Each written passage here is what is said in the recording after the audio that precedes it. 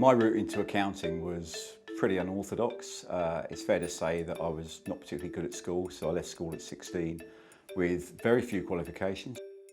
I was feeling pretty frustrated with life, didn't really know why.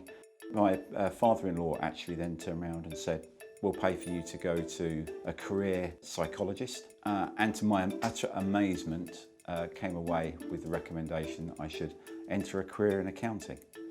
I was fairly green at the time. And not particularly worldly wise, to be perfectly honest.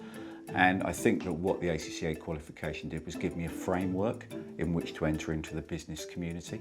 And I would say even when I started the ACCA, I was still fairly unsure whether I wanted to go to industry, whether I wanted to go into practice. ACCA gave me the opportunity to go into both fields and experience both fields. So I worked in practice really for about 3 years before moving into industry, where I joined a large Russian oil company, and I was able to grow with the company. And by the time I left, which was about 8 years later, I was chief group accountant.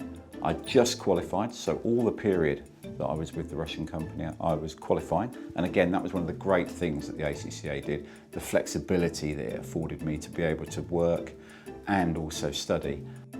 When I left and set up Ad Valorem, which is my own accountancy practice.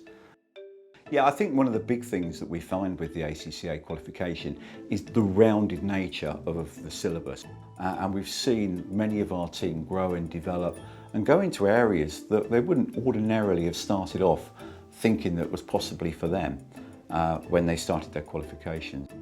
I love the fact that you can actually do degrees outside of the ACCA as well, so things like the Oxford Brookes and the MBAs.